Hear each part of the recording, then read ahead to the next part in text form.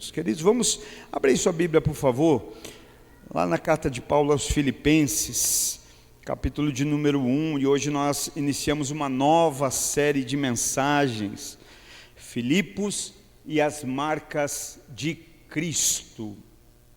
Filipenses, capítulo de número 1, para nós lermos, meditarmos e começar a aprender um pouco com essa igreja, né? A igreja aqui na cidade de Filipos, os filipenses, graças a Deus, aleluia. Nós vamos ler ali o capítulo 1, a partir do verso de número 1, capítulo número 1 de Filipenses, a partir do verso também de número 1. Aleluia, graças a Deus. Filipenses 1:1. Todos acharam? Amém? Quem achou diz amém. Amém. Aleluia. Quem ama a palavra de Deus, diga glória a Deus. Aleluia. Diz assim: Paulo e Timóteo, servos de Jesus Cristo, a todos os santos em Cristo Jesus que estão em Filipos, com os bispos e diáconos. Graças a vós e paz da parte de Deus, nosso Pai, e da do Senhor Jesus Cristo.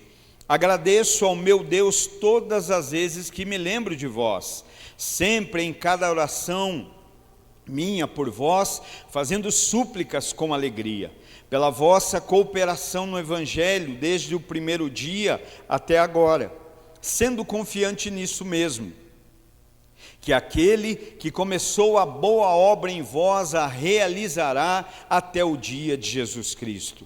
Como tenho por justo pensar isso de vós todos, porque vos tenho em meu coração, pois tanto nas minhas prisões, como na defesa e na confirmação do Evangelho, todos vós fostes participantes da minha graça, porque Deus me é testemunha da grande saudade que tenho de todos vós, e entranhável afeição de Jesus Cristo.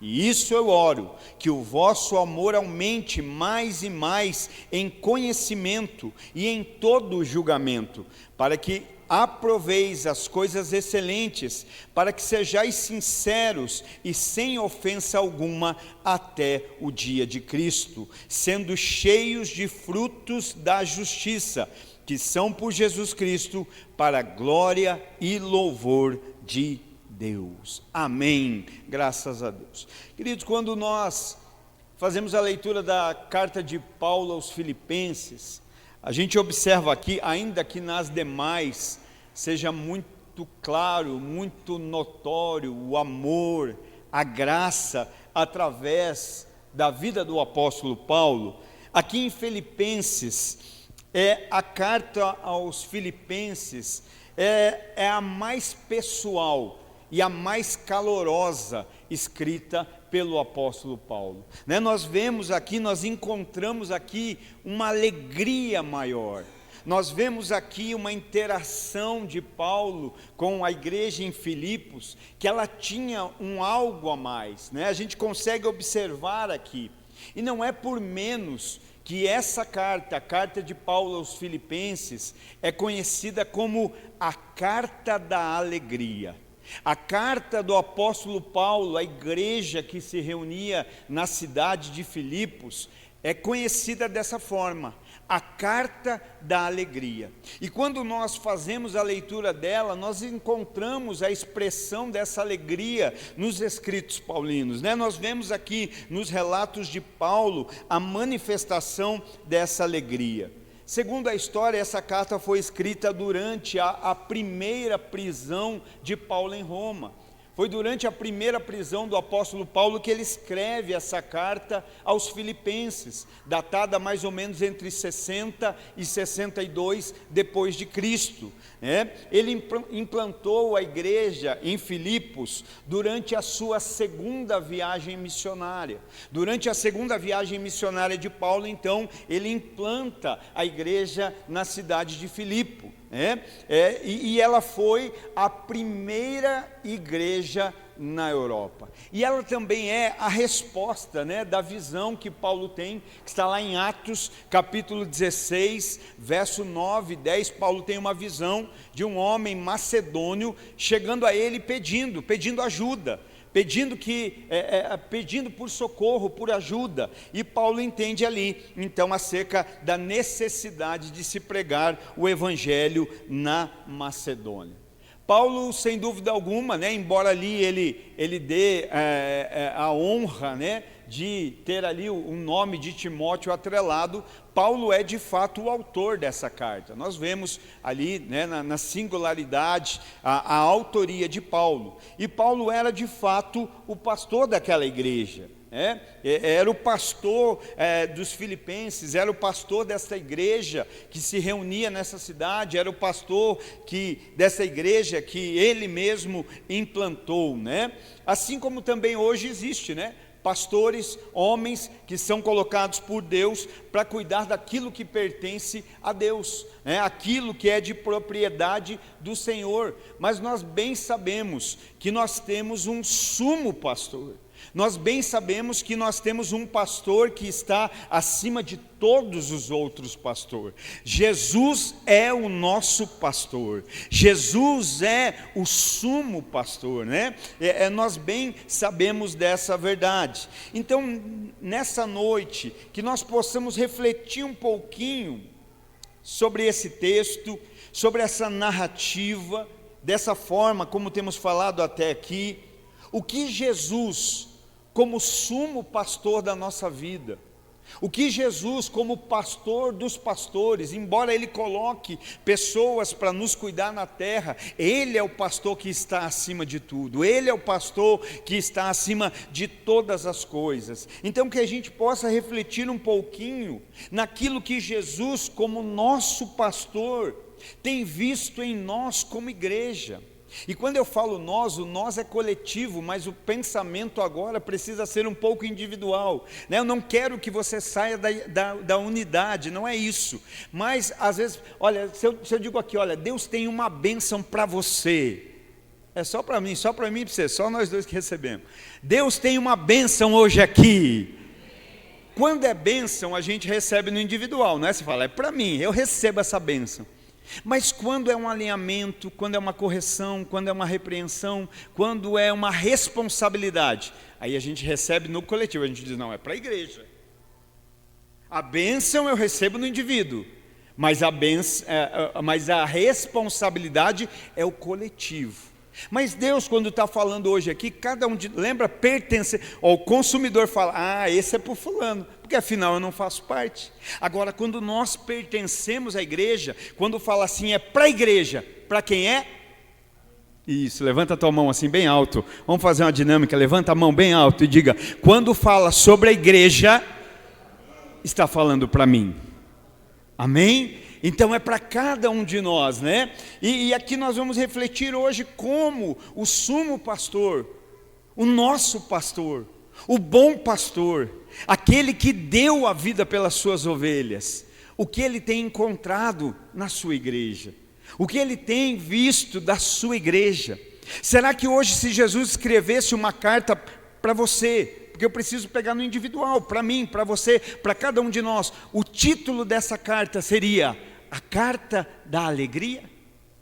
Será que essa carta, ela iria conter um texto que alguém ao ler diria, olha, Jesus está muito feliz com a igreja, Jesus está ainda mais apaixonado, e Ele está apaixonado, né? Ele é um noivo apaixonado, que um dia vai vir nos buscar, que vai vir nos encontrar, e eu creio nisso, né? Mas que a gente possa meditar um pouco isso nessa noite. Eu tenho a plena convicção, e deixo claro isso, vou enfatizar e vou grifar e vou negritar, que as nossas ações jamais poderiam nos colocar na posição que estamos hoje. As nossas ações, o que nós fazemos, o que nós fizemos, o que nós podemos fazer, jamais nos colocariam na posição que estamos hoje. Que posição é essa? Posição de filhos, posição de amados, posição de escolhidos, posição de adotados. Estou falando de você, filhos, amados, adotados, escolhidos, abençoados no Senhor. Então as nossas ações jamais poderiam nos colocar nesse lugar. Nós sabemos disso. Não há nada que nós pudéssemos fazer. Efésios 2, 8 e 9 diz: a salvação vem por meio da fé. É pela graça, por meio da fé. E isso é dom de Deus, para que ninguém se glorie, né? Então é pela graça, é pela fé que nós somos salvos. Então as nossas obras nada podem fazer, e isso já ficou claro. A posição que ocupamos hoje em Deus, como filhos, amados, abençoados, adotados, escolhidos, é por meio da graça, é pela fé, é pela propiciação do sacrifício redentor de Cristo Jesus. E eu acho que você podia até dar um aplauso a esse sacrifício, a esse redentor que nos redimiu, que nos salvou. Pela graça sois salvos, aleluia. Mas agora, nessa posição que nós recebemos de graça, nós deveríamos ter um entendimento. Nessa posição que estamos pela graça, por meio da fé, agora nós precisamos ter um entendimento, e esse entendimento precisa guiar os nossos sentimentos. Entendimento que eu estou nesse lugar pela graça, por meio da fé. Foi Cristo que fez, é Ele que fez a salvação, a graça nos alcançou, aleluia. E agora nesse lugar eu preciso ter, com esse entendimento, esse meu entendimento precisa guiar os meus sentimentos. Por quê? Porque o nosso comportamento nada mais é do que a manifestação dos nossos sentimentos. Começa na mente, pensamentos viram sentimentos e se tornam comportamentos. Então nós não mudamos o nosso comportamento aqui, nós mudamos o nosso comportamento aqui. Não é à toa que o próprio apóstolo Paulo diz, né, que para nós experimentarmos a boa, perfeita e agradável vontade de Deus é necessário o quê? A transformação do nosso entendimento, da nossa mente. A nossa mente precisa ser transformada. Uma mente transformada vai guiar os sentimentos, e sentimentos manifestarão comportamentos. Então não é acerca de mudar comportamentos, mas é acerca de ter um entendimento. Sou filho, amado, escolhido, adotado. Deus já me abençoou com toda sorte de bênçãos. Já está feito nele todas as coisas. E agora o que eu faço? A partir desse entendimento, eu deixo o entendimento guiar os meus sentimentos. E agora os meus sentimentos vão dar vazões a comportamentos segundo um entendimento. Não sei se você entendeu, mas o que eu quero, talvez em poucas palavras, é dizer que os nossos comportamentos revelam o nosso entendimento. A forma como nos comportamos revela aquilo que nós entendemos, né? Então aqui agora, então essa posição nós recebemos. Então isso, entendimento, sentimento e comportamento não é um meio de conquista. Entendimento, sentimento e comportamento não é um trilho para você conquistar nada, não é um trilho para receber uma conquista, mas é um resultado da graça que já se manifestou em nós. É a manifestação da graça que está sobre as nossas vidas. João capítulo 10 e verso 14, Jesus mesmo diz assim: eu sou o bom pastor. Diga isso: Jesus é o bom pastor. Aleluia. Jesus diz: eu sou o bom pastor. Glória a Deus por isso. E ele diz mais, e ele diz: eu conheço as minhas ovelhas. Jesus diz: eu sou o bom pastor, e acrescento: e conheço as minhas ovelhas. Mas ele não para aí, e ele diz: e elas me conhecem. Sabe o que é aqui? Há uma mutualidade, há um relacionamento mútuo.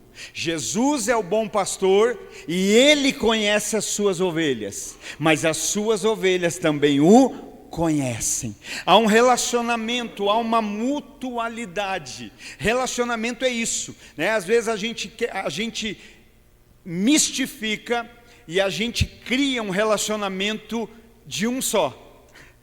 Não existe.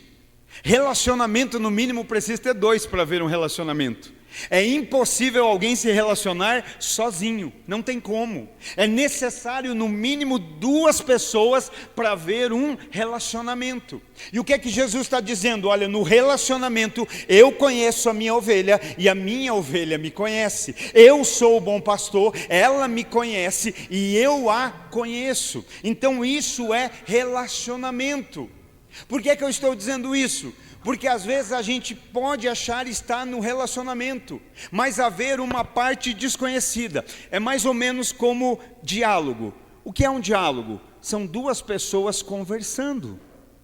Para que um diálogo exista, é necessário, no mínimo, duas pessoas. Quando uma pessoa só fala sozinha, isso se chama monólogo. Então um diálogo é necessário duas pessoas, um relacionamento é necessário no mínimo duas partes. E Jesus está dizendo: eu sou o bom pastor, conheço as minhas ovelhas, relacionamento, interação, e elas me conhecem. Uma resposta ao relacionamento. Mas você se lembra de Mateus capítulo 7, versos 22 e 23, quando o próprio Senhor Jesus também disse: muitos me dirão naquele dia: Senhor, Senhor, não profetizamos nós em teu nome? Não expulsamos nós demônios em teu nome? Em teu nome não fizemos muitas maravilhas? Olha um diálogo, né? E Jesus vai dizer: então eu lhes direi: apartai-vos de mim, porque eu não vos conheço. Vós sois trabalhadores da iniquidade.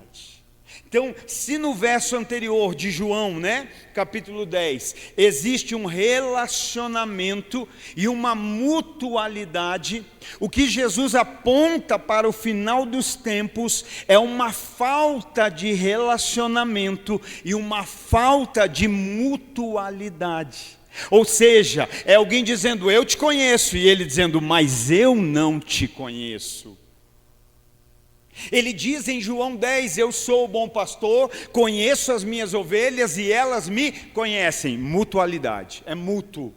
Agora em Mateus, alguém está dizendo: eu conheço, e o outro lado está dizendo: mas eu não conheço. Então observa que aqui é o que? A falta de mutualidade, a falta de interação, a falta de relacionamento. E isso conduz ao quê? Conduz a um pleno desconhecimento. Conduz ao ponto de Jesus chegar e dizer: olha, você pode falar do meu nome, você pode me apontar obras, você pode apontar coisas, você pode ter um relatório pronto aí, mas eu te digo: eu não te conheço. Não existe mutualidade nesse relacionamento, né? Não existe uma interação. Por isso é muito importante a gente hoje, a partir dessa carta da alegria, carta à igreja em Filipos, carta à igreja aos filipenses, nós meditarmos o que Jesus escreveria em uma carta hoje acerca de cada um de nós como igreja. Quais seriam as considerações que Jesus faria na carta que ele remete para você hoje, ou remeteria? O que ele consideraria? E aqui nós voltamos então para o texto. E no verso 3, Paulo diz algo tão maravilhoso, queridos, tão sensacional, que ele diz assim: olha, eu agradeço ao meu Deus. Como é bom agradecer, não é? Agradecer fala de gratidão, fala de um senso de gratidão. Agradecimento faz parte da vida de uma pessoa que é grata. Agradecimento fala da vida de uma pessoa que é agradecido. Sabe, às vezes a gente acha que não tem motivo para agradecer. Pastor, mas as coisas estão difíceis, tem tanto problema, tem tanto desafio, tem tanta luta, né? Irmão, você está vivo ainda? Agradece. Agradece. Essa semana, hoje, queimou uma frase no meu coração que ela diz assim, olha: tempos difíceis geram homens fortes. Aleluia. Vou repetir para os homens fortes da glória a Deus. E homens é ser humano, irmão. Tempos difíceis geram homens fortes. Aleluia. E homens fortes geram tempos fáceis. Mas tempos fáceis geram homens fracos. Agradece pela luta, que essa luta está te fortalecendo, essa luta está nos tornando ainda mais fortes. Então, agradecimento é um senso que alguém encontra, mesmo quando parece não ter nada para agradecer. Só tem água, eu agradeço pela água, eu agradeço por aquilo que ainda tem. Eu estou com dor, mas se eu estou com dor é porque eu estou vivo. Ao invés de reclamar da dor, eu agradeço pela vida na qual a dor se manifesta. Só não sente mais dor quem já morreu. Aí eu digo, caramba, né? O irmão está lá com o dedo machucado, podia reclamar que machucou o dedo. Não, mas tem que agradecer que tem vida. Porque se não tiver, só machucou o dedo porque tem. Quanta gente não queria ter um dedo para machucar? E às vezes a gente nunca consegue encontrar um motivo para ser grato. Irmão, você está vivo, você tem saúde, você é bonito, você é filho de Deus, você é escolhido, você é abençoado, você é adotado por Deus, você tem motivo de sobra para agradecer. Só que o problema é que a gente, ao invés de querer receber a carta de Jesus, a gente quer escrever a carta para Jesus. Mas vamos pensar na carta dele para nós. E o Paulo diz assim: eu agradeço, ou seja, há um senso de gratidão em mim. Eu sou grato. Irmão, Paulo passava por luta, sim ou não? Da onde que Paulo está escrevendo essa carta, irmão? De dentro da cadeia. Mas de dentro da cadeia, Paulo começa dizendo: eu agradeço a Deus. Você está livre. Você está em liberdade. Você tem saúde. Pensa, hoje, quantas vezes você agradeceu a Deus por algo? Pensa, hoje, quantas vezes Deus ouviu você dizendo assim: Senhor, eu te agradeço. Às vezes Deus ouve a gente reclamando: cadê, Senhor? Por que é que não tem? Por que é que está faltando? Por que é que não aconteceu? Por que disso? Por que daquilo? Mas Paulo está preso e está dizendo: Senhor, eu agradeço. A gratidão no meu coração. O meu coração é grato. E daí vem aqui a continuidade. Agradeço ao meu Deus todas as vezes que me lembro de vós. De vós quem? Da igreja de Filipos, dos filipenses. Paulo está dizendo assim: olha, cada vez que vocês vêm na minha memória, eu digo: Deus, muito obrigado por esse povo. Muito obrigado por essa igreja. Muito obrigado. Lembra que nós estamos pensando numa carta de Jesus para nós, do nosso pastor para nós. Será que o nosso pastor escreveria lá assim: oh, obrigado por esse povo, Deus. Oh, Deus, cada vez que eu me lembro deles, porque é isso que Paulo está dizendo aqui: cada vez que eu me lembro de vocês, eu agradeço a Deus pelas suas vidas. Sabe, ele não tinha outra ação ou reação ao lembrar daquele povo, que não fosse o que? Gratidão, agradecer a Deus. Muito obrigado, Senhor. Ele está deixando claro, olha, todas as vezes, ele não está dizendo que de vez em quando ele agradecia, irmãos. Quem aqui acredita que Paulo era um homem verdadeiro? Eu acredito. E ele foi bem, né, ousado, porque ele está dizendo: todas as vezes que eu lembro de vocês, eu agradeço a Deus. Uma coisa se ele disser assim: olha, de vez em quando eu agradeço a Deus pela vida de vocês. Mas ele está dizendo: toda vez que eu me lembro de vocês, eu agradeço a Deus pelas suas vidas. Sabe, a existência daquela igreja trazia ao coração de Paulo um sentimento de gratidão. Quando Paulo lembrava da existência da igreja de Filipos, ele tinha um senso de gratidão. O sentimento como ele agradecia a Deus? Falando: Deus, eu te agradeço. Lembra? Entendimento, sentimento, comportamento. Olha, a igreja em Filipos, me lembrei. Quando eu me lembro, qual é o sentimento? Gratidão. Quando a gratidão vem, qual é o comportamento? Obrigado, Deus, por essas vidas. Obrigado por essa igreja. Irmão, como é simples ser igreja, irmãos. Como é simples. Se a gente deixar o Espírito Santo restaurar, renovar a nossa mente, reconfigurar. Ninguém está falando aqui mude um comportamento externo, não. Estamos dizendo deixa a palavra reconfigurar as nossas mentes, mudar a nossa mente. Isso vai mudar o nosso sentimento. Às vezes a gente quer forçar sentimento, né? Não tem como. Precisa mudar o entendimento, mas não ser restaurado por qualquer coisa. Ser restaurado, Romanos 12:2, né? Experimentais a boa vontade como? Sendo restaurados pela renovação da vossa mente em Cristo Jesus.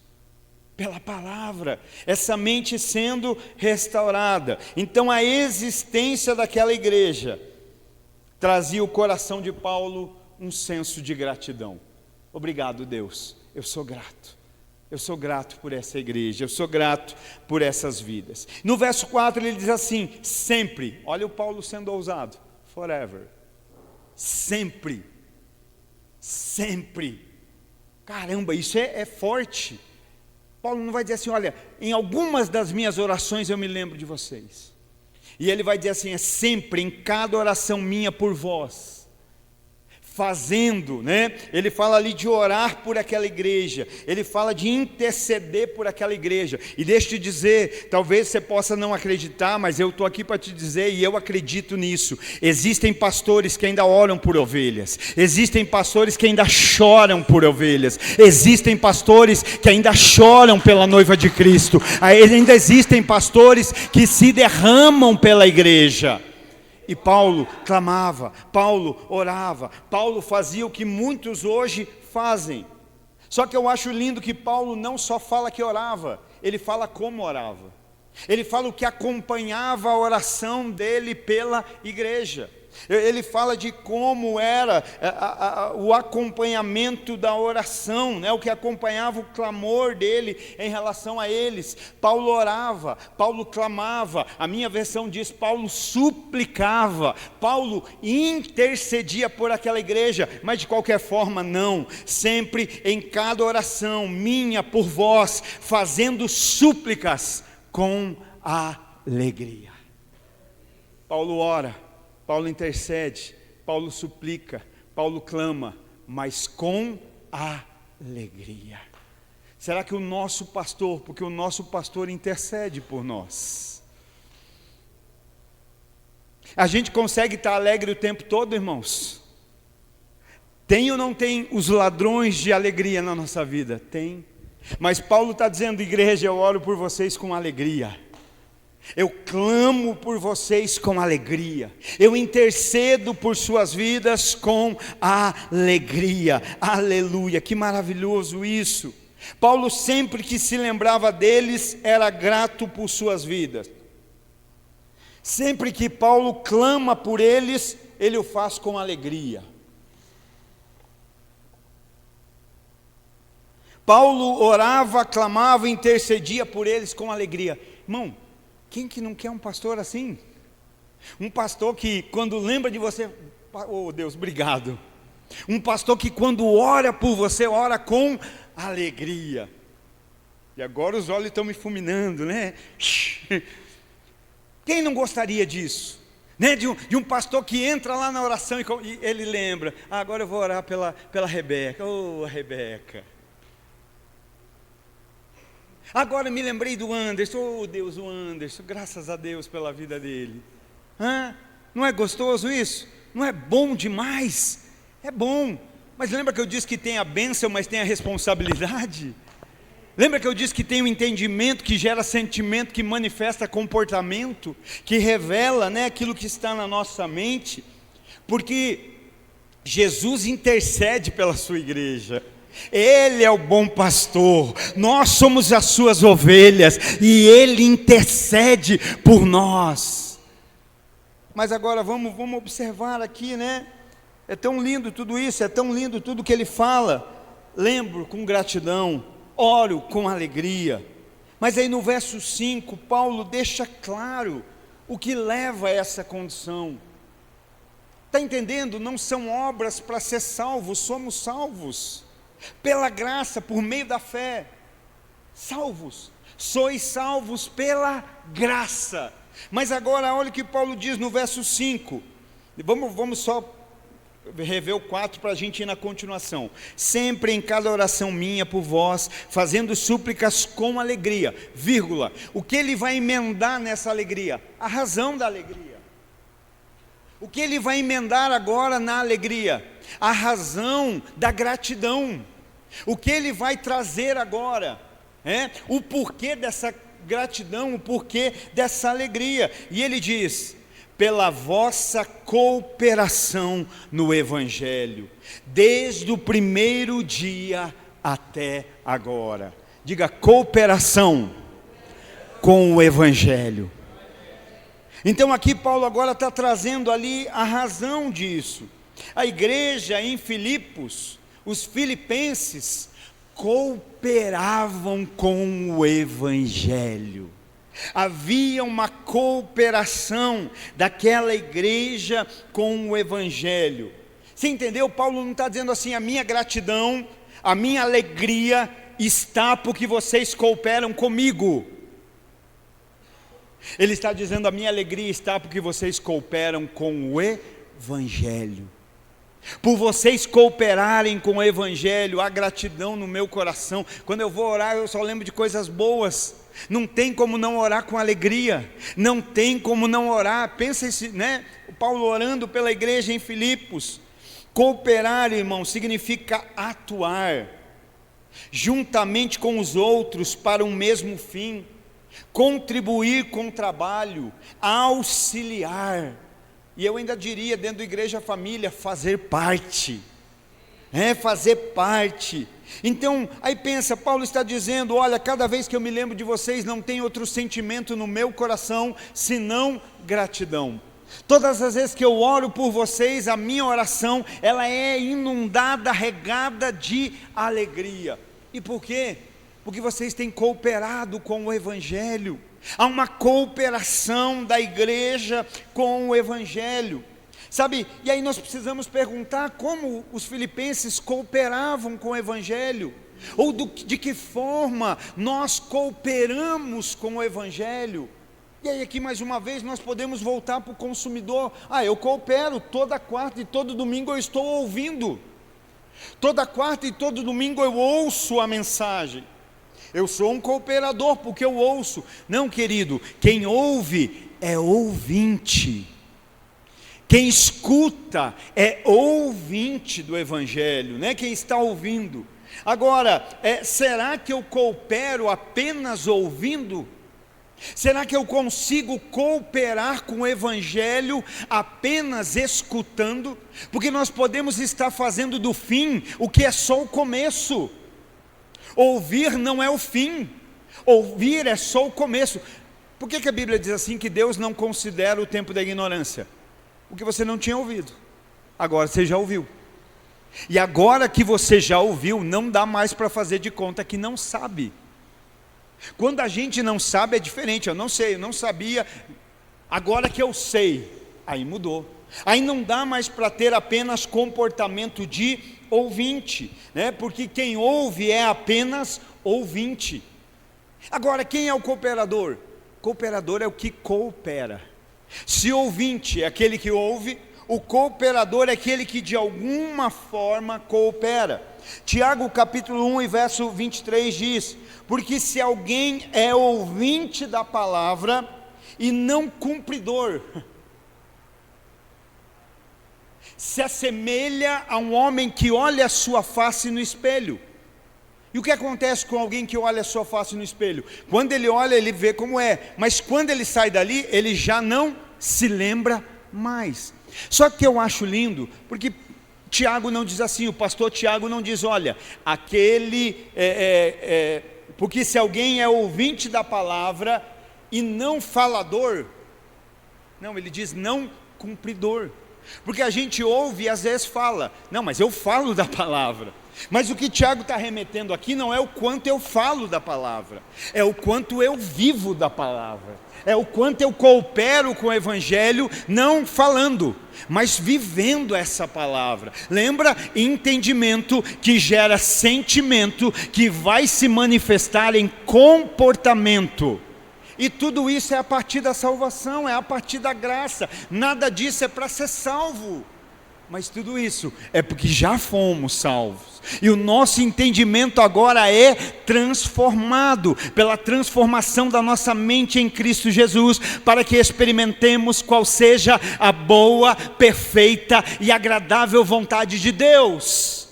E aí a minha pergunta, bem rápida e prática: qual seria o maior desejo de Deus hoje para a tua vida? Depois de você amar a Ele, servir o próximo. Quantas vezes isso não é repetitivo? Quantas vezes Jesus não fala acerca disso? Ama o próximo como a ti mesmo. Amarás, pois, o Senhor teu Deus, né? E depois, semelhante, amará o teu próximo. Não é isso? Porque às vezes, como eu posso cooperar? Primeiro, amando o próximo. Às vezes a gente quer amar os distantes sem amar os próximos. Como é fácil amar os distantes, irmãos, mas como é difícil amar o próximo. Jesus não fala, olha, ama, na verdade é para amar todos.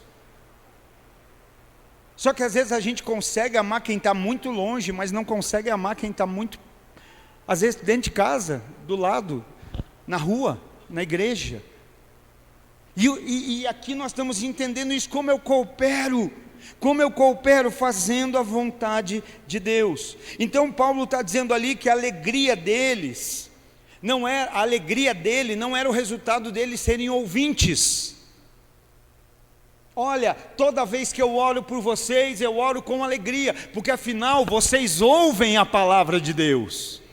Porque afinal vocês ouvem o evangelho. Não, ele diz porque vocês são cooperadores do evangelho.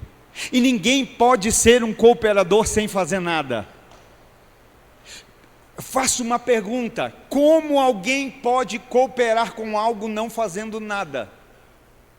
Ah não, já ajuda quem não atrapalha. Isso é ditado popular, e eu não vivo de ditado popular. A igreja do Senhor, a igreja família não vive de ditado popular, ela vive da palavra de Deus. A Bíblia diz que quando eu sei o bem que devo fazer e não faço, eu já peco. Ele fala para mim, ama o próximo, sirva. Quem quiser ser o maior, sirva.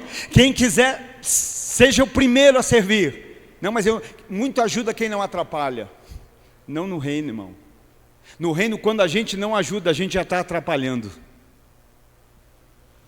No reino, quando a gente não está cooperando, porque Jesus nos salvou com um propósito, não foi apenas eternidade, porque senão pensa, não era mais fácil, irmão, não havia superpopulação, não haveria congestionamento, irmão, morreu, foi salvo, pronto, sobe, não vive mais. Se o propósito é só a eternidade, não era? Pensa, não ia ter fila, quanta coisa não ia, morreu, está salvo, morreu em Cristo, pronto, entregou a vida para Jesus, então vem, chega, sai. Por que Ele não nos tira? Porque há um propósito para nós aqui nessa terra, a partir de um entendimento que guia os nossos sentimentos e que se manifesta através de comportamentos. E aqui Paulo está falando acerca de uma igreja que entendeu, que não eram apenas ouvintes, e aleluia por isso. Sabe por quê? Porque prédio a gente pode encher de ouvinte. Prédio a gente enche de ouvinte, teatro a gente enche de ouvinte, não é? Tem um monte de ouvinte, mas a igreja do Senhor Jesus não é feita de ouvintes, a igreja de Jesus é feita de cooperadores do evangelho. Lembra que é sobre nós ouvimos a carta de Jesus para nós, e ele escrevendo, olha que gratidão eu tenho pela sua vida, olha que alegria eu tenho por você. O pastorzão escrevendo e dizendo como você tem cooperado com o evangelho. É um lugar onde nós chegamos aonde nós não poderíamos jamais chegar, irmão. Nós recebemos aquilo que nós jamais poderíamos receber de maneira natural, com o maior de... Você pegasse todo aquilo que você acha que é dinheiro, que é riqueza, que é valor, você não compraria aquilo que Jesus nos deu de graça. E aí ele diz: olha, e eu fico feliz porque você coopera com o Evangelho. Você é um cooperador. Eu fico feliz que você é um cooperador do Evangelho. Eu fico feliz que você é uma cooperadora do Evangelho. Que a gente não está só ouvindo, não, a gente quer cooperar. É aquilo que o cooperador, ele ouve, mas ele vai além daquilo, vai além de apenas ouvir. Em nome de Jesus, que nós vamos nos mover não só ouvindo, mas que nós vamos nos mover a partir daquilo que nós ouvimos. Irmão, eu penso que se hoje, amanhã, que dia amanhã? Dia 25, eu com data sou difícil, 25 de abril, amanhã é dia 25 de abril, aniversário do Mateus, tá bom? 25 de abril, se amanhã, dia 25, já pensou? Todos os cristãos do Brasil dissessem assim: hoje, pelo menos hoje, ainda que seja só por hoje, eu vou deixar de ser só ouvinte e vou praticar. Meu Deus, o que não aconteceria nesse país? Nós viríamos no jornal as pessoas falando de arrependimento, de perdão, de restauração de casais, de restauração de família. Sim ou não? Por que isso não acontece? Porque a gente ouve, mas não coopera com o Evangelho. A gente ouve o Evangelho, escuta, mas a minha cooperação não vem só no ouvir, a minha cooperação vem no praticar. Não é usar o Evangelho para alfinetar o outro, não, é viver o Evangelho que abraça o outro. Não é usar o Evangelho para ser espada que vai cortar a orelha do outro, é ser o Evangelho que dá suporte para o outro. Não é o Evangelho que aponta o dedo, é o Evangelho que estende a mão. E às vezes nós temos essa limitação porque nós ouvimos, e aí a gente nem recebeu. A gente não está, porque é fácil eu pedir para você fazer o que eu ainda não fiz. Só sabe o custo daquilo para se fazer quem já fez. Só sabe quanto custa, não, o discipulado custa tudo, irmão. A salvação é de graça, mas discipulado vai custar tudo da nossa vida. Primeiro com Jesus, não era assim os discípulos, Jesus está aqui, mas Jesus de repente dizia: gente, daqui a gente vai para lá, acabou. Tinha como argumentar? Não, Jesus, mas agora eu comprei a TV nova, o sofá novo, eu queria aproveitar. Não, bora, custa tudo. Então, muitas vezes a gente está querendo cobrar dos outros porque a gente ainda nem entendeu o quanto custa. E aí a gente ouve algo e a gente diz: caramba, isso aqui que eu ouvi, aquela pessoa lá tem que ouvir. Não, isso aí que você ouviu, se você está aqui, quem precisava ouvir era você. Se eu estou aqui, quando eu falo, qual é o ouvido que está mais perto da minha boca? Quem ouve primeiro? Eu. Se eu estou escutando é porque eu preciso. Mas você vê, às vezes a gente não vem para se encher de alegria, para derramar, a gente vem para se encher de argumento, para sair ferindo. Você tem que fazer isso. Não, essa palavra é para nós que estamos aqui, estamos ouvindo. E se queremos ser cooperador, não porque a gente pensa que o Evangelho é aquela brincadeirinha dos antigos, telefone sem fio, né? Vai falando, não é vai falando, é vai cooperando, vai vivendo, vai manifestando. O entendimento foi tocado. A partir do entendimento, os sentimentos estão sendo transformados. A partir de sentimentos transformados, o comportamento é mudado. Já está sendo mudado em nome de Jesus. Então, qual a diferença entre um ouvinte e um cooperador, irmãos? Ouvinte ouve, cooperador coopera. Ouvinte ouve, cooperador ouve, mas além de ouvir, coopera. O ouvinte escuta, mas o cooperador escuta, mas além de escutar, ele pratica aquilo que ele ouviu. Ele se envolve com aquilo que ele ouviu. Ele vive aquilo que ele recebeu. E a igreja de Filipos ouvia. A igreja de Filipos recebia, escutava, mas ela também cooperava. Então essa cooperação fala de ações, fala de envolvimento. Eles praticavam aquilo que recebiam da parte de Deus. Quem será que nunca disse assim: eu ouço, mas nada muda na minha vida? Porque a gente talvez está só ouvindo.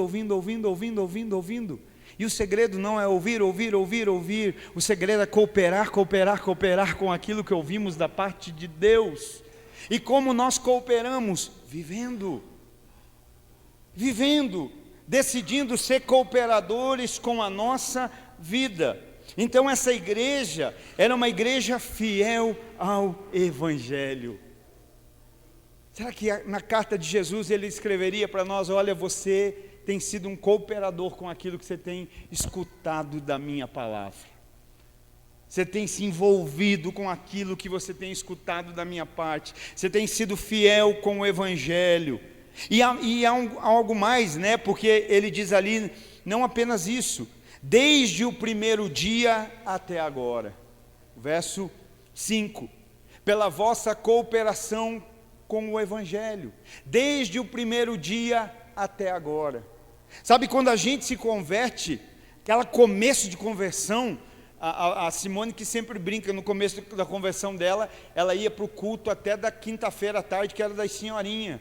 Ela queria estar em tudo, ela ia em tudo, porque eu quero cooperar, eu quero aprender, eu quero praticar, eu quero viver, né? Então, aqui eles não apenas começaram bem, eles permaneceram. Sabe, eu não tenho dúvida que todos nós aqui um dia começamos bem.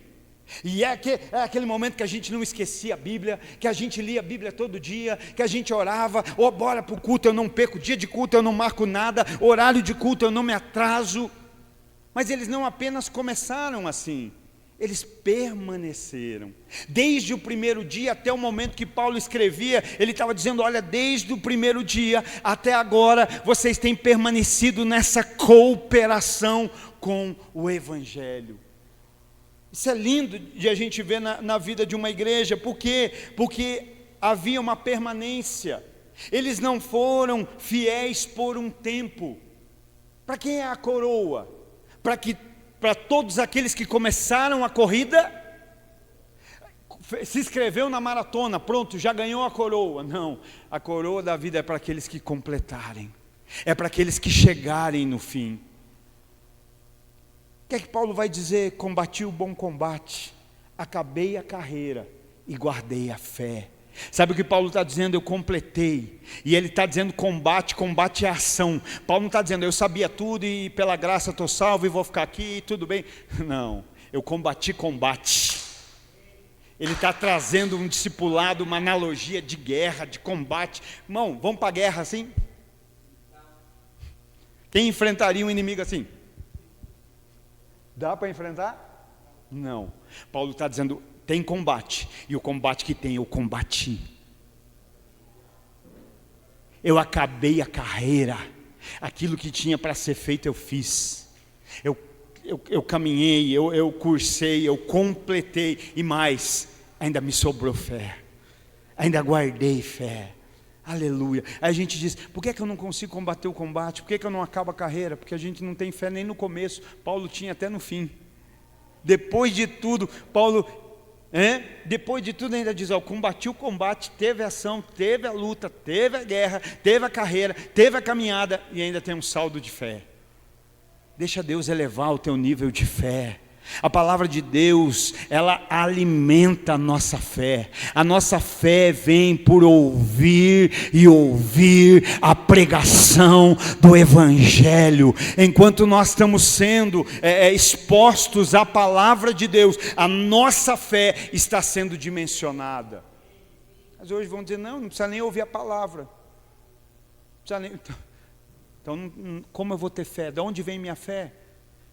A Bíblia mesmo diz, a fé vem pela pregação, e a pregação do Evangelho. Então, ali eles permaneceram nisso até aquele momento. Sabe, ali havia uma comunhão, havia uma koinonia, que nós poderíamos denominar de cooperação generosa, porque eles compartilhavam das bênçãos, mas eles também compartilhavam dos sofrimentos de Cristo. Quer ver quem é consumidor e quem é igreja? É quando vem um momento de sofrimento, é quando vem um momento da dor, da luta, né? E ali Paulo está falando acerca disso, dessa comunhão, dessa koinonia. Verso 7, Verso 6, sendo confiante nisso mesmo, que aquele que começou a boa obra em vós, a realizará até o dia de Jesus Cristo. Sabe, isso é lindo demais, porque Paulo está chancelando a obra, Paulo está carimbando a obra, dizendo: olha, essa obra tem um dono, essa obra tem alguém que é maior sobre ela, essa obra não é de um homem, essa obra não é de uma denominação, essa boa, e não apenas obra, a boa obra, essa boa obra tem um dono, e esse dono é Deus. Paulo está dizendo aqui, afirmando isso, né? Aquele que começou a boa obra. Então essa obra é de Deus, e o mais maravilhoso é isso. Algumas versões ele diz: e ele é fiel para completar. Aquele que começou a boa obra é fiel para completar até o dia da volta de Cristo. Mas a pergunta que nós como igreja precisamos fazer: mas nós somos fiéis para permanecer? Ele é fiel para completar, mas nós somos fiéis para permanecer na mão dele, para ele nos trabalhar, para ele nos moldar, para ele completar essa boa obra. Que bom saber isso, que essa obra tem dono. Quem é? Deus. Deus é o que começou. Não foi uma denominação que começou uma obra na sua vida, não foi uma pessoa que começou uma obra na sua vida, não foi um pastor humano que começou uma obra na sua vida, foi Deus. Deus começou uma boa obra na sua vida. Só que dois entendimentos que a gente precisa ter: ele começou, porque às vezes a gente vai ficando orgulhoso, a gente vai, não, a obra, não, ele começou, irmão, essa obra está sendo, lembra o que é perfeição?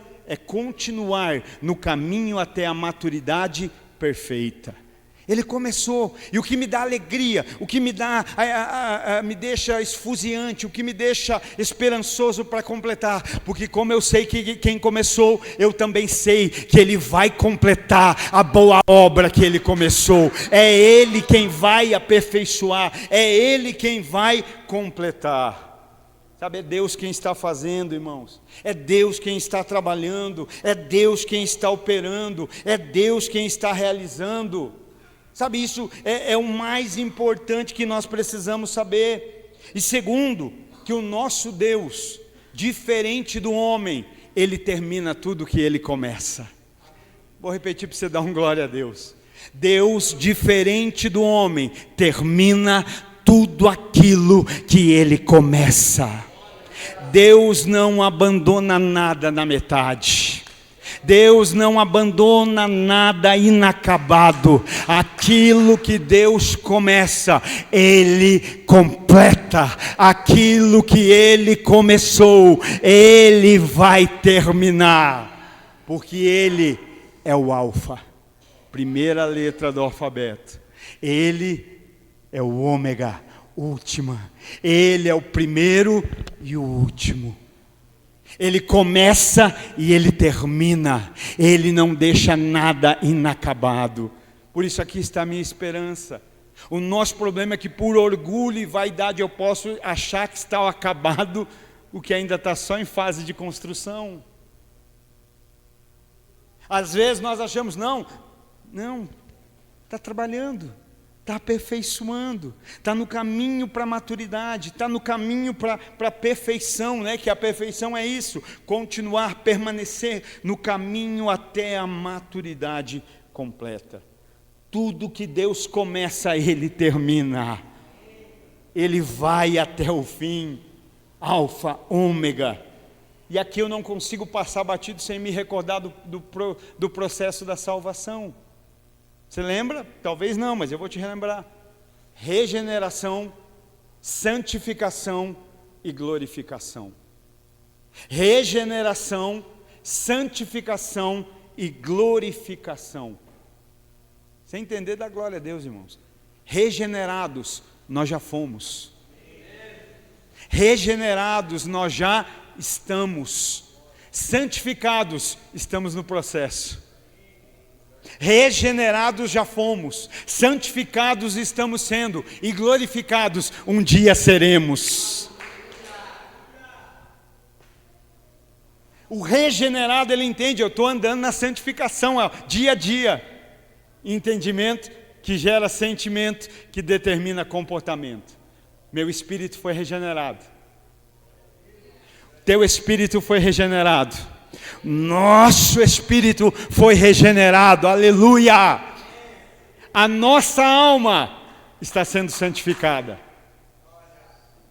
E o nosso corpo um dia será glorificado. Entendeu? Salvação, teu espírito já foi no passado. Salvação, tua alma está sendo no presente. Salvação, o teu corpo será no futuro. Por isso, como ter progresso para quem parou no processo? Estou só ouvindo, mas parei, não. Regenerou meu espírito. E agora, de espírito regenerado, eu estou caminhando em santificação. É hoje, é o presente. Aleluia. Por que ele vai dizer? Esquecendo-me, eu fico parado. Porque agora eu estou entendendo. Vamos lá, vamos descobrir o universo. Já descobri. Meu espírito foi regenerado. Renasceu para as coisas de Deus. Irmão, eu desde que eu me entendo por gente, eu sempre gostei da Bíblia. Hoje eu amo a Bíblia, mas eu sempre gostei. E antes da minha conversão, eu pegava a Bíblia e ia ler, irmão. Eu achava que eu estava aprendendo alguma língua estrangeira. Um hebraico, um grego, que eu falava, não, isso como é que eu não entendo? Eu queria entender. Agora, quando o nosso espírito é regenerado, não tem momentos que parece que os textos, ele vira 3D? Não parece, irmãos? Parece que Deus nos coloca lá dentro. Irmão, eu não sei você, mas eu parece que eu vejo Paulo reunido com esse povo. Por que que antes parecia grego? Por que que antes parecia... Porque nós não tínhamos um espírito regenerado. Mas olha a salvação, o espírito foi regenerado. Palavra. E agora a santificação vem de onde? Do processo, palavra, relacionamento, interação, mutualidade, conhecer, de ele dizer, eu sou teu pastor, você me conhece e eu te conheço. É a mutualidade, é o relacionamento. Que lindo isso, regenerados já fomos no passado, santificados estamos sendo no presente, glorificados seremos um dia no futuro. A salvação do espírito, passado, a salvação da alma, presente através da santificação e do corpo no futuro.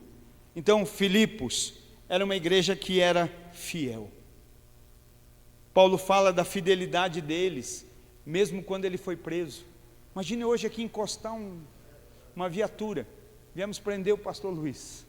Nem precisa tanto, irmãos. Não precisa tudo isso. Paulo é preso. A irmã lá me chamou de presidiário esses dias. Mas eu sou curado, já perdoei. Igreja é família, irmã. Paulo vai preso. E a igreja continua sendo fiel. Porque é fiel ao evangelho. Olha, pode parecer bobagem, mas não é, irmãos. Olha, Paulo está preso, e agora? Não, mas a minha fé está estabelecida no evangelho. Jesus fala assim, aleluia, como não amar o Espírito Santo? Lembra quando Jesus fala, olha, existe o homem que é insensato, que é aquele que ouve a palavra e não pratica. Mas existe aquele que é prudente. O prudente é aquele que ouve, mas pratica. E ele diz, aquele que ouve as minhas palavras e não pratica, ele é parecido, ele é igual, assemelhá-lo-ei, é isso que eu queria dizer, irmão, assemelhá-lo-ei, fala isso, assemelhá-lo-ei ao homem que construiu a sua casa sobre a rocha, que os ventos vieram, as águas bateram, mas ela não caiu. Mas o homem que ouve as minhas palavras e não as pratica, não coopera com o evangelho. Assemelhá-lo-ei, aleluia, ao homem que construiu a sua casa sobre a areia. Os ventos bateram, As águas vieram, e grande foi a ruína daquela casa. Mas eu quero que você imagine comigo essa cena. Vamos no 3D? Uma casa sobre a rocha e uma casa sobre a areia. E os ventos e as águas vêm e estão batendo sobre as duas. Mas quando esses ventos vêm e batem, o que eles arrancam? As casas? Não, o fundamento. Tem como arrancar rocha? Vento não arranca. Águas não arrancam. Problemas não arrancam. Lutas não arrancam. Mas e a areia? A areia qualquer ventinho leva. Olha só, e aquele que estava sobre a areia, que é o quê? É o que ouve, mas não pratica. O vento tira a base dele. E aí eu pergunto, qual é a base aonde problemas não nos abalam? Aonde problemas não nos derrubam, melhor, porque qual é a base onde problemas não nos derrubam? Qual é a base onde a casa não cai? Porque ele diz, aquele que ouve e pratica tem uma base, tem um fundamento. A rocha é a palavra, é permanecer na palavra. Os ventos, as tempestades muitas vezes revelam aonde estamos fundamentados. Eu penso que a casa na rocha treme sim, irmão. O vento balança, mas ela não cai. Por que a casa da areia cai? Porque o vento quando vem arranca o fundamento.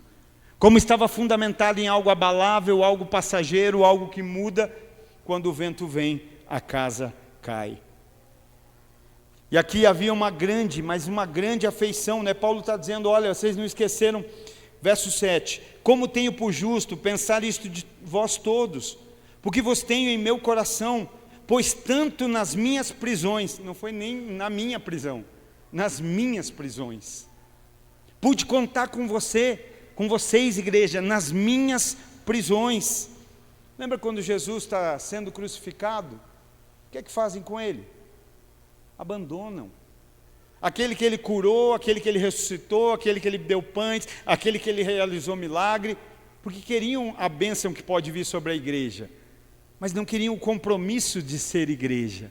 Está sendo crucificado, mas é que a gente corre o risco de ser preso com ele.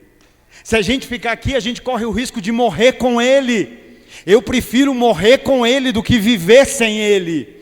Eu prefiro ir para a prisão com ele do que continuar livre sem ele. E Paulo está dizendo, até mesmo na prisão, vocês continuaram sendo fiéis. Olha o que o evangelho verdadeiro faz, irmãos. O que nos faz permanecer fiel é a palavra de Deus, não apenas nos nossos ouvidos, mas no nosso coração, e a gente cooperando com esse evangelho, com as nossas vidas. Aleluia. Então ali havia uma grande afeição, verso 8, porque Deus me é testemunha da grande saudade que tenho de todos vós, em entranhável afeição de Jesus Cristo. E é lindo porque ele diz no 7, né, tanto nas minhas prisões, como na defesa, ou seja, no julgamento. Paulo está preso, Paulo está sendo julgado. Quem somos nós hoje, igreja de Deus, quando alguém está julgando? Somos família, somos igreja, mas quando alguém está julgando, quem somos nós? Pô, já não sei, olha, isso aí tem que... Sabe, Paulo está falando de uma fidelidade, e eu não estou falando que você tem que ser fiel a um homem, eu estou dizendo que nós precisamos ser fiéis ao evangelho, irmãos.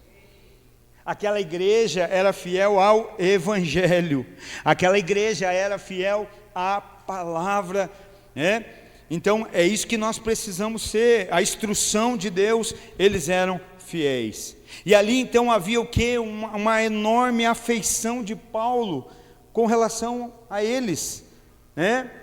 Um comportamento ali que era resultado desse relacionamento, dessa interação com o evangelho. Sabe o que nos une? Não deveria ser se eu gosto do que você gosta, deveria ser a palavra de Deus. Hoje a gente tem facilidade de nos unir a quem gosta daquilo que a gente gosta, mesmo que Deus não goste. Ó, o irmão gosta, o fulano gosta do que eu gosto, então fechou. Mesmo que você não goste da palavra, não. O que nos une é o Evangelho, é sermos cooperadores do Evangelho. Não é a palavra sem mistura, irmão, é a Bíblia, é a palavra de Deus sem distorção, é a verdade, né? É isso que nós precisamos trazer para a nossa vida. Então havia uma afeição muito grande, em relação a Paulo, aquela igreja, ao comprometimento daquilo que eles estavam ouvindo. Sabe, nós precisamos disso. Às vezes tem coisas que nós praticamos e até dizemos ter aprendido com Deus, mas se praticamos porque aprendemos com Deus, precisa estar na Bíblia, irmãos. Às vezes a gente está tendo, pode estar confundindo aí misticismo com revelação. Se é revelação de Deus, Deus nunca vai revelar nada que não esteja de acordo com a sua palavra. Deus nunca vai nos revelar nada. Então às vezes eu posso dizer, não, eu estou discordando de alguém. Não, às vezes eu estou discordando do Evangelho. Não, eu estou discordando não estou dizendo que alguém aqui é perfeito, que nós somos perfeitos. Não, nós buscamos e precisamos. Como um corpo, cada um de nós precisamos. Ó, pastor, eu sou corpo, faço parte. Ó, eu vi que isso aí talvez não está bem assim com o Evangelho. Bora, irmão, somos família, somos corpo, vamos alinhar. Agora, nada disso é resultado de misticismo. Precisa ser resultado da iluminação, da revelação, da palavra de Deus que já está exposta. Essa palavra que nos alinha. Verso 9: e isso eu oro, que o vosso amor aumente mais e mais em conhecimento e em todo julgamento. Havia ali então uma oração da parte de Paulo com relação ao amor deles, e não era para o amor existir. Paulo não está dizendo, eu vou orar para que Deus dê o amor a vocês, não, é para que esse amor aumente, e só pode aumentar aquilo que já existe. Não é isso? Uma criança, antes de crescer, o que ela precisa? Nascer. Porque nunca vai crescer o que ainda não nasceu. Então Paulo está pedindo para aumentar aquilo que já existe. Muitas vezes a gente briga pelo amor com falta de amor. Olha como é incoerente isso. Brigar pela falta de amor, você já está brigando, então você está manifestando falta de amor. Porque amor é algo que se multiplica. Como a gente faz o amor multiplicar? Qual é a semente que multiplica amor? Amor. Não é a brutalidade que faz o amor crescer. Não é a cobrança que faz o amor crescer. É a semente chamada amor. Tem uma história que diz que havia uma cidade que todos os anos eles se reuniam com um grande barril na praça da cidade, e todos tinham que vir ali e derramar uma garrafa de vinho. É só uma ilustração. Mas aí todo mundo na cidade pensava assim, como todo mundo vai derramar vinho, se eu for lá e derramar só uma garrafa de água, ninguém vai saber. Porque vai ter um monte de vinho, a água mistura com o vinho e ficou tudo bem. Ninguém vai saber que na minha garrafa não tinha vinho. Só que sabe foi o problema? Que todas as pessoas pensaram assim. E aí quando foram ver, no tonel só tinha água. Porque às vezes a gente fala, não tem amor, mas eu também não tenho. Olha, não está andando em amor, mas e quando eu estou apontando e acusando, será que eu estou? Será que quando eu estou tendo esse coração, será que há uma prática de amor no meu coração? Então às vezes a gente está derramando a garrafa vazia de amor, dizendo, não, está todo mundo derramando amor, uma hora vai ter. Não, não vai ter, porque inclusive eu não derramei o amor que tinha que derramar. Sabe, ouvinte, o consumidor, já não me agradou, já não, peraí, eu quero ser um cooperador, eu quero encher a minha garrafa, eu quero ter para derramar, eu quero cooperar, então eu recebo, eu não vim consumir, eu faço parte disso. Essa palavra é para nós, então às vezes nós precisamos ter esse cuidado, porque podemos estar praticando aquilo que cobramos de maneira errada. Olha o que diz 1 João, Epístola de João, capítulo 4, do 9 ao 12. Primeira Epístola de João, capítulo 4, do 9 ao 12. Nisto foi manifestado o amor de Deus para conosco. O amor de Deus vai ser manifestado? Não, o amor de Deus já foi manifestado. Já foi derramado. Por esta causa, Deus enviou o seu Filho unigênito ao mundo. Às vezes a gente corre o risco de achar que a gente é mais importante que Jesus, irmãos. A gente corre o risco de achar que alguém já se feriu para que nós não fôssemos feridos. Alguém já foi crucificado, alguém já morreu para que nós não morrêssemos por conta do pecado. Então, por esta causa, Deus enviou o seu Filho unigênito ao mundo, para que pudéssemos viver através dele. Como nós vivemos o Evangelho? Não é com Jesus. Você conhece Jesus? Esse aqui é Jesus, que é isso que nós queremos fazer, apresentar Jesus. Olha, eu estou andando com Jesus. Não, para que pudéssemos viver através dele. Com ele eu preciso apresentar, vivendo através dele, já era para mim. É ele que chega, é ele que aparece, é ele que para que pudéssemos viver através dele. Nisso está o amor, não em quem nós tenhamos amados a Deus, mas em que ele nos amou e enviou o seu Filho para ser a propiciação pelos nossos pecados. Amados, se Deus assim nos amou, não devemos também amar uns aos outros? Ninguém viu a Deus em tempo algum. Se amamos uns aos outros, Deus habita em nós, e o seu amor é aperfeiçoado em nós. Existe esse amor? Existe. Esse amor está dentro de você. Esse amor está dentro de nós, mas ele precisa ser aperfeiçoado. Paulo está orando, porque você vê Paulo ali orando para quê? Para que o amor crescesse. E aqui João está dizendo para que esse amor seja aperfeiçoado em nós. E aí o verso 11 aqui de Filipenses, para nós irmos para o final. Verso 10, para que aproveis as coisas excelentes, para que sejais sinceros e sem ofensas alguma até o dia de Cristo.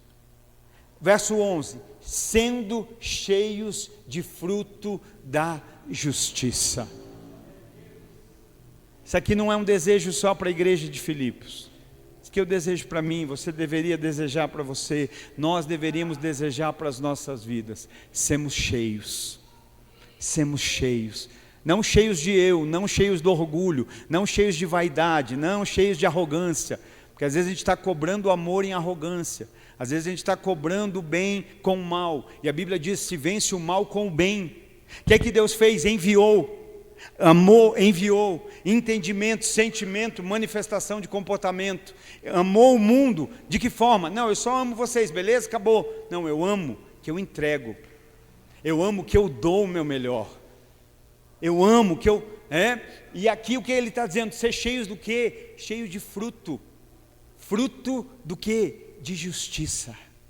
Olha como é lindo, sede sinceros, sem ofensas, e sejam cheios de fruto. Lembra que a gente falou, qual é o papel da terra? Só receber a semente, irmão. Não é a terra que produz, é a semente que germina na terra. Não é isso? Bota uma terra na sua casa, rega essa terra todo dia na sua casa, sem semente alguma, não vai dar nada. Porque não é a terra que produz semente, é a semente que produz na terra. Quando a semente cai na terra, é ela que produz em nós. E essa semente é o amor de Deus através de Cristo Jesus em nós. Nós só somos essa terra que é regada pela palavra, que é regada pela comunhão, que é regada pela vida em Deus, a ponto de apresentar frutos. Mas esse fruto é dele, porque é frutos de justiça. Alguém aqui pode produzir frutos de justiça, irmão? Às vezes a gente acha que pode, mas não podemos, irmãos. Nós somos falhos, nós dependemos de Deus para tudo. Nós muitas vezes não sabemos o que fazer, nem como fazer. Já teve dia assim de você falar, eu não sei o que fazer e nem como fazer. É só Deus, e nós dependemos. E o que ele está dizendo? Esses frutos serão frutos de justiça. E ele não diz só isso, e ele diz que esses frutos são por. O que é esses são por? É o meio.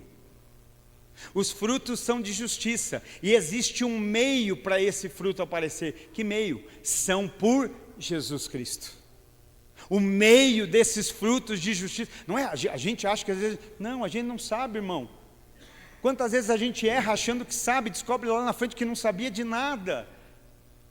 Mas o Espírito Santo o tempo todo querendo nos quebrantar e querendo dizer, ei, pensa um pouquinho, reflete, medita. Então esses frutos de justiça são por meio de Jesus Cristo. Você pode dar glória a Deus por isso? Os frutos de justiça são por meio de Jesus. Então você não é cheio de qualquer coisa, você não é cheio de coisas ruins, você não é cheio de coisas naturais. Na verdade você é cheio de frutos de justiça por meio de Jesus Cristo. É por meio de Jesus, sabe? O que é justiça, irmão? O verso 9, 10 e 11, ele fala isso que às vezes nos incomoda. Ele está falando de caráter completo. Ele está falando de caráter, uma palavra que nos incomoda tanto. Isso eu oro, que o vosso amor aumente mais em conhecimento e em todo julgamento, para que vos aproveis as coisas excelentes, para que sejam sinceros e sem ofensas alguma até o dia de Cristo. Sabe o que importa para Deus hoje? É o nosso caráter. É o caráter, o nosso. Não tem a ver com, tem uma outra palavra que sempre que eu quero falar eu esqueço. Caráter é quem eu sou, né? E às vezes a gente se preocupa com a nossa reputação. Reputação é o que as pessoas dizem de mim. E às vezes a gente se preocupa tanto com reputação que deixa o nosso caráter ser destruído. Mas reputação é o que os outros dizem de mim. Caráter é o que Deus sabe que eu sou.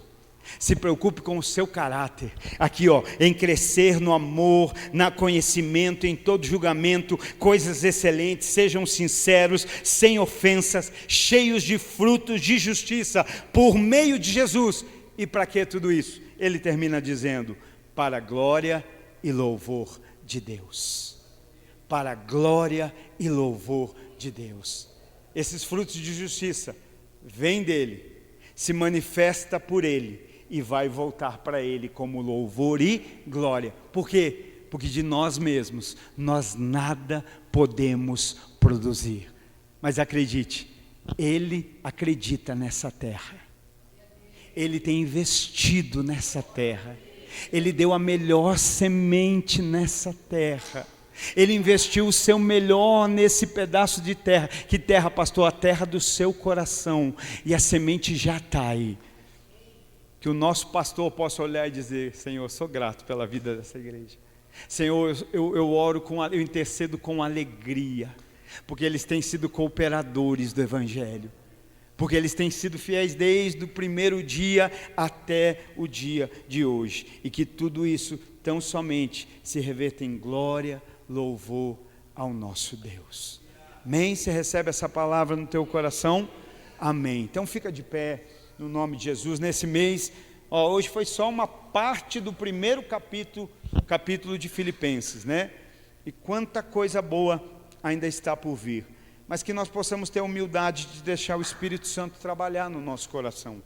A semente está aqui, e cada vez que cai uma porção da água, essa semente vai sendo regada. Só que essa semente, para começar a germinar, a frutificar, ela tem que morrer. Entendeu ou não? A semente, se for lançada e não morrer, a Bíblia diz, não dá fruto.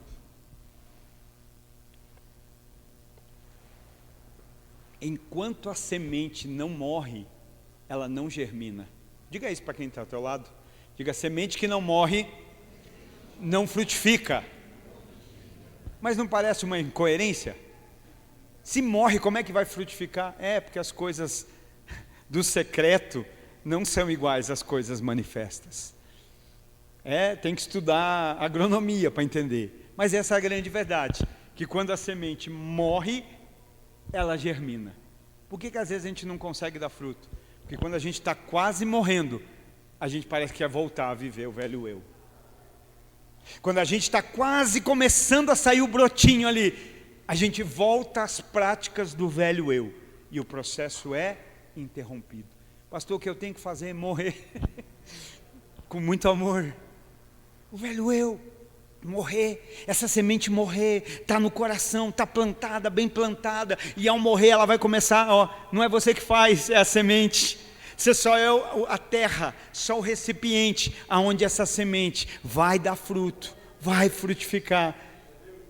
Eu podia dizer não atrapalhe o processo, mas eu vou dizer mais, coopere com o processo. Coopere, coopere. Porque Deus espera de nós cooperação. Cooperação, cooperação. Por quê? Porque o pastor da igreja de Filipos orava, tinha gratidão pelo povo em todo o tempo, porque eles eram cooperadores do evangelho. Não eram cooperadores, né? Ali era a igreja que se reunia na cidade de Filipos. Então não tem a ver com ser cooperador de uma placa, não, era cooperadores do evangelho. E tudo que nós precisamos hoje é isso, é sermos cooperadores do evangelho, é estarmos envolvidos com o evangelho, é deixar o evangelho nos guiar, é deixar... Você já parou para ver como a gente pode dizer que não é místico, mas é? Como você faz para ler a Bíblia? Será que a gente não escolhe porções que a gente quer ler de acordo com o sentimento que a gente está sentindo? Olha, hoje eu estou com esse sentimento, o que a Bíblia diz disso? E aí a gente pega a base bíblica para defender a nossa tese. Será que a gente tem a humildade de dizer, não, Senhor, daí você vem para um culto como esse, e diz, não, essa palavra não é para mim, aquela que você escolheu essa que Deus está falando não, né? Já parou para ver como a gente tem essa né? Tendência. Não, hoje eu estou com um sentimento assim, o que a Bíblia diz disso? Porque o irmão lá, eu vou pegar, irmão, ó, a Bíblia aqui, ó. E aí a gente vem para um culto, e Deus fala com a gente diz, não, essa palavra eu não recebo, não é para mim. Entende, irmãos? E eu acho que nós precisamos, como eu coopero com o evangelho? Vivendo o evangelho. Não ficou claro? Vai para casa, senta na palavra e medita um pouco mais. Recebe um pouco mais, aprofunda, e o Espírito Santo fala um pouco mais. Mas irmão, eu não quero ficar inerte naquilo que eu preciso cooperar. A obra de Deus se aperfeiçoando na minha vida. A obra de Deus se aperfeiçoando em cada um de nós. Fecha teus olhos aí, para nós orarmos um pouquinho, e agradecemos a Deus por